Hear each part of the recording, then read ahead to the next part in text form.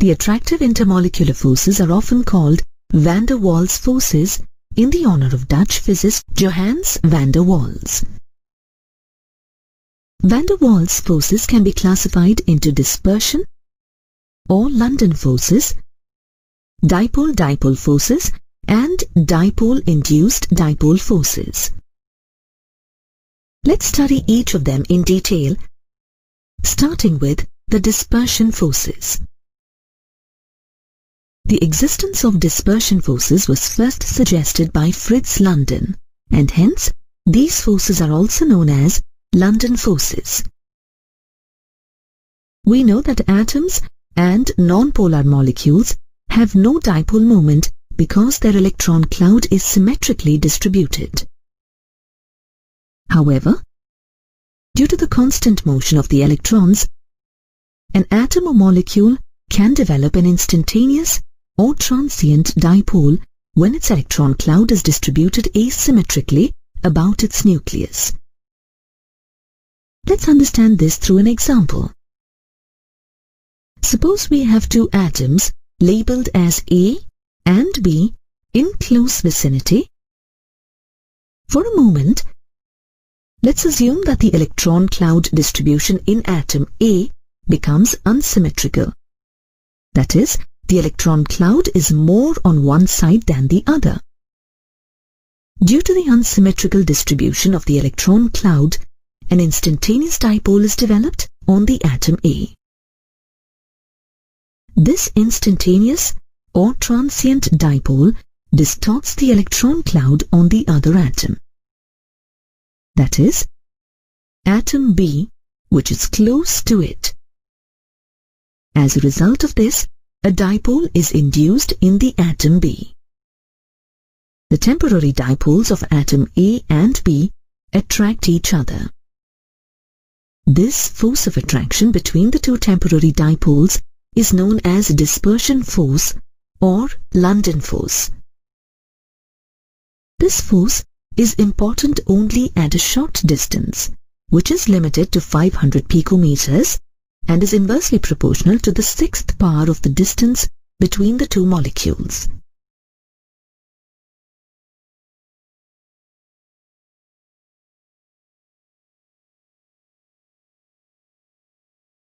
Another type of intermolecular force is dipole-dipole forces.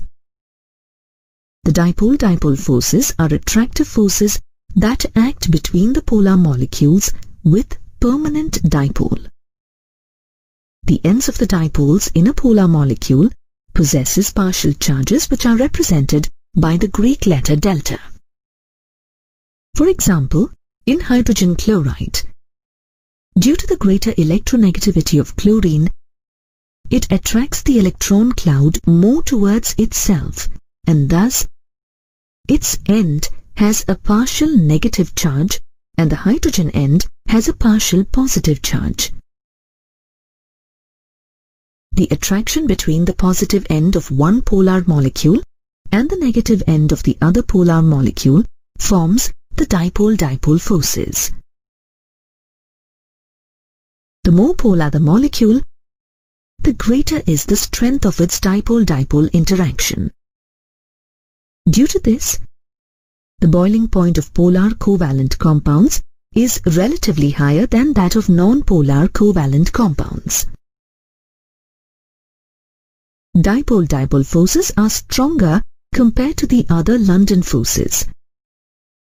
But due to the involvement of only partial charges, they are weaker than the ion-ion interactions. The dipole-dipole interaction energy between the polar molecules is inversely proportional to the sixth power of the distance between the two polar molecules. Polar molecules can interact both by dipole-dipole forces and also by London forces of attraction. The third type of forces are dipole-induced dipole forces. These attractive forces operate when a polar molecule with permanent dipole induces a dipole in a non-polar atom or molecule by deforming its electron cloud.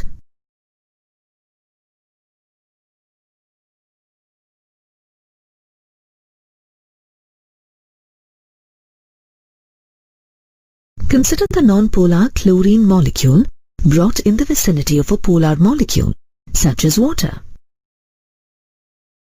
The permanent dipole of water molecule polarizes the electron cloud of chlorine and induces dipole on the electrically neutral chlorine molecule. Thus, dipole-induced dipole interactions come into existence between water and chlorine molecules. The induced dipole moment depends upon the dipole moment present in the permanent dipole and the polarizability of the nonpolar molecule. Larger the size of the nonpolar molecule, higher is the polarizability, and hence greater is the strength of the attractive interactions. In this case also, interaction energy is inversely proportional to the sixth part of the distance between the two interacting particles. A special case of dipole-dipole interaction called hydrogen bond exists in the molecules with highly polar NH, OH or HF bonds.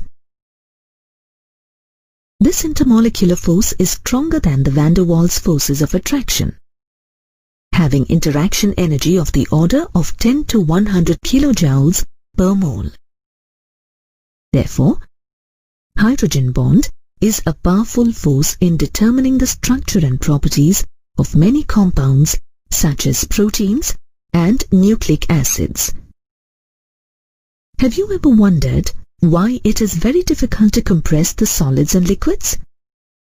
Intermolecular forces can also be repulsive in nature. When two molecules are brought closer, the repulsions between the electron clouds and between the two nuclei of the molecules come into play. The magnitude of repulsion increases rapidly with the decrease in the distance between the molecules. In solids and liquids, the molecules are already close to each other, and hence, when we try to compress them, the repulsive interactions would further increase. Hence, they resist compression. The physical state of a substance not only depends on the strength of intermolecular forces that exist between its atoms or molecules, but also on the thermal energy of atoms or molecules. The energy of a body arising from the translational, rotational, or vibrational motion of its atoms or molecules is called the thermal energy. It is the measure of the average kinetic energy of the constituents of the matter and is directly proportional to temperature of the substance. The intermolecular forces of attraction between the molecules try to bring the molecules closer. On the other hand, the thermal energy possessed by the molecules, which results in the movement of molecules, tries to keep them apart. The balance between the intermolecular forces and the thermal energy of the molecules is responsible for the physical state of matter. In gases, the intermolecular forces of attraction are the weakest, while thermal energy is the highest. While the compression brings the molecules to close vicinity, the lowering of the temperature brings about the liquefaction of the gases by decreasing the thermal energy of the molecules.